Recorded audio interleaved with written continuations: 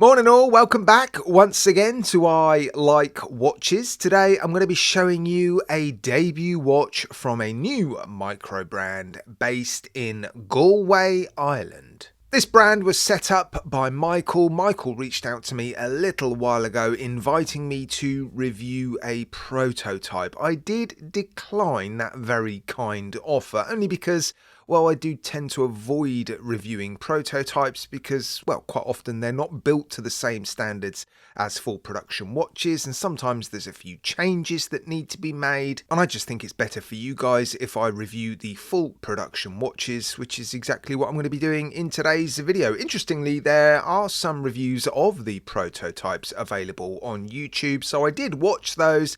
And yes, there were a couple of weaknesses highlighted, so yeah, we'll know by the end of this video if they have been addressed or if they even needed to be addressed. Now, despite declining the opportunity to review the prototype, I got pretty excited when I saw this watch, actually. Really interesting case shape, isn't it? It's definitely a little bit different and unusual. Hints, perhaps, of King Seiko, but only hints. It's very original in its design, this watch. And that's actually quite a difficult thing to do these days. Yeah, there's just so many people designing watches and setting up micro brands that, yeah, fully original or truly original watches seem to be quite rare. Even the big brands find it difficult, and quite often they resort to producing homage watches. It's not just Chinese brands producing homage watches. So yeah, it is really good to see a small micro brand settling on a design that does look pretty original. Cracking website as well, I've got to say. Michael's not just produced a really good watch, but he's also set up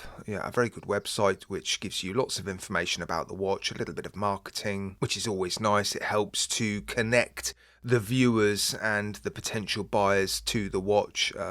So cracking job. Great branding as well, great name. So far it's looking pretty good, isn't it? Now, I would describe this watch as a sort of Garda sporty, all stainless steel.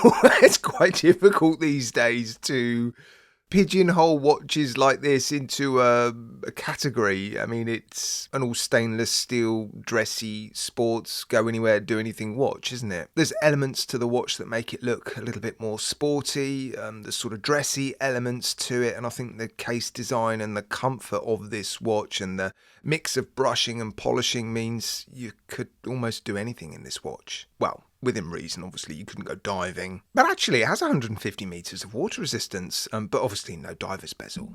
Right, let's run through some of the specifications. Oh, actually, firstly, 3 options available. Sunburst dials. The black dial version is a glossy dial, but the green and the blue dials are sunburst dials, a splash of colour on the seconds hands. And as you can see, I've been sent this gorgeous electric blue dial version. Yeah, beautiful colour, isn't it? Really nice. Lots of light play with this dial and with the watch in general. More so the case than the bracelet. The bracelet is fully brushed. Well, the top surface anyway. The sides are polished, of course. Fully polished bezel, polished accents down the side of the case, polished accents on the outer shell of the clasp. So yeah, there is a continuing theme.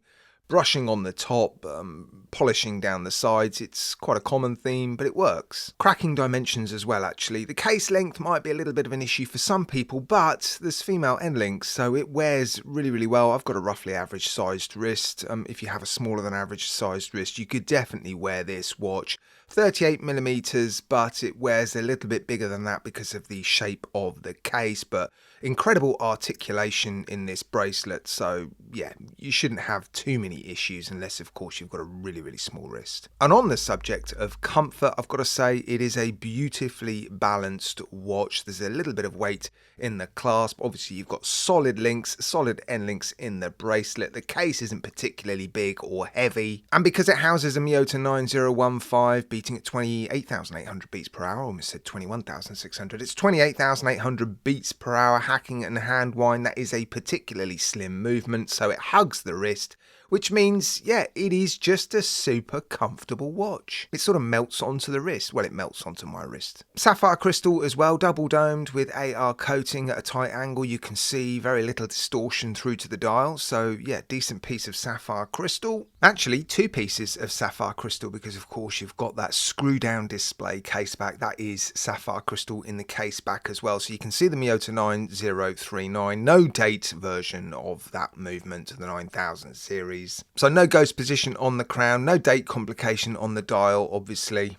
And the rotor has been modified. It is a bespoke rotor for this brand. That's pretty cool. Now, in terms of how this watch compares to the prototypes, there's one notable change, and that is an additional hole in the outer shell of the clasp.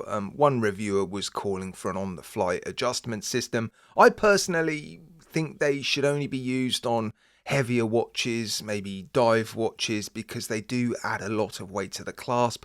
They usually add size to the clasp as well, and so on a watch that wears as nicely as this, I wouldn't want to make the clasp any bulkier. The lume on the hands is still good, and the lume filled into the applied indexes still fades quicker than the hands, but it's not a dive watch, and actually it's not terrible. Like I said, the lume on the hands is good. Nice applied indexes too, nice hands. Again, a little bit of pop and shine on the dial.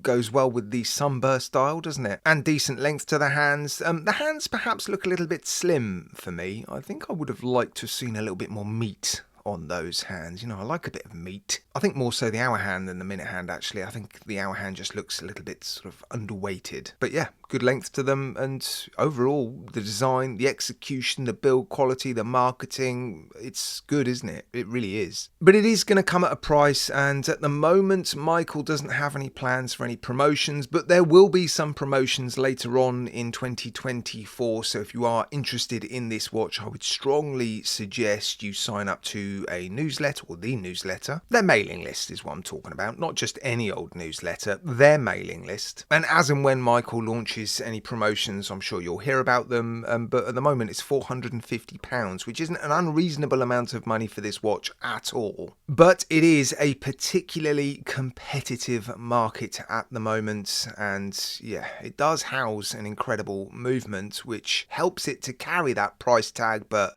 £450 is about as much as I would want to see this watch for at the moment. So yeah, incredible watch, really, really good watch. I just think if you're interested, yeah, sign up to that mailing list, and hopefully we'll see some decent promotions later on in the year, right guys? Yeah, let me know what you think of this debut watch by Dunlang. It's definitely a cracking start for this brand, isn't it? And I look forward to seeing what else they release, right guys? Yeah, look forward to reading your comments, and as always, thanks for watching.